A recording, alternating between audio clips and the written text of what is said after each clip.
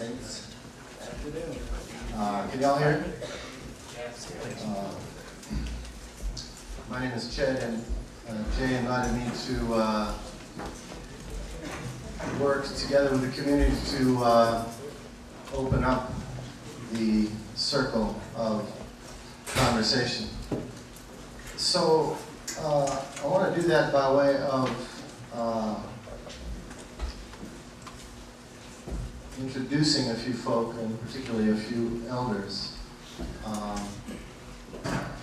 which it is appropriate to do.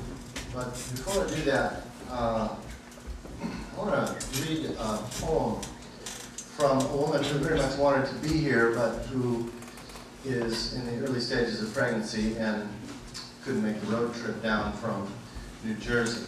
And Kate Foran, some of you know, is a righteous sister in the movement and a great poet. And I want to let her verse extend this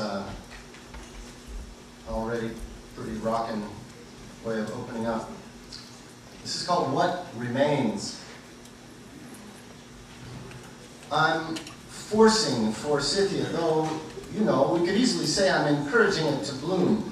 Hard evidence of violence everywhere on this earth. Strewn with bones scraped, with arrows made from bones. Soft hearts long gone, just these etched scars, these skulls, this hole, a third eye socket, bludgeoned out by stone, and all it ever saw was sacrifice or war. I'm tired of fight or flight, tired of the uniforms, drab green compassion fatigues, brittle indifference, splintered wishbone refuse. I want the flower pollen in the Neanderthal grave, morning's dust. In a few days, my cut forsythia will pass, its fine gold powder swept into the bin, its stalks wilting and unwieldy. For now, the buds open star-like at the desk, where I'm reading about the ancient bogs of Florida, the leathered bodies of hunter-gatherers found there, the perfect corpses.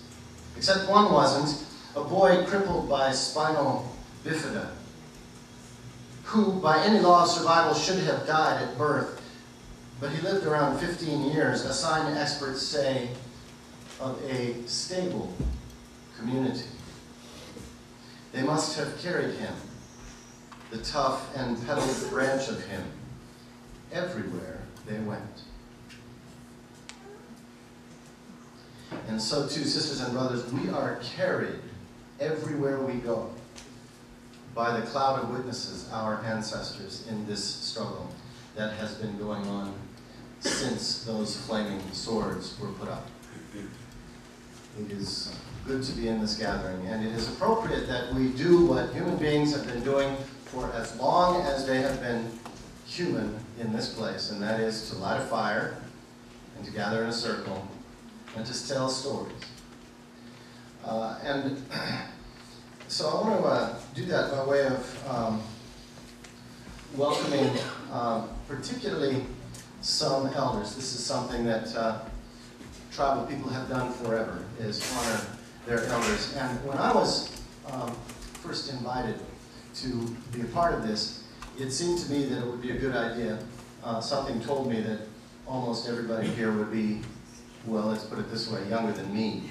And I thought, well, this would be a really great opportunity to build some intergenerational movement sinew to the skeleton of this thing. And so I took the liberty of putting out word to about 30 folk around the country saying, I think something's going to happen in Philadelphia, and would you like to come be part of it? And a dozen or so of those folks went out of their way to get here, and I want to recognize them today. And what I am inviting these sisters and brothers to do as elders in over this weekend is, you know, I guess a little bit in the tribal tradition, and a little bit in the Quaker tradition, and a little bit in the Eastern Orthodox tradition, and sort of a mix of all of that. You know, elders are to be honored because they know more than we do and have been through it.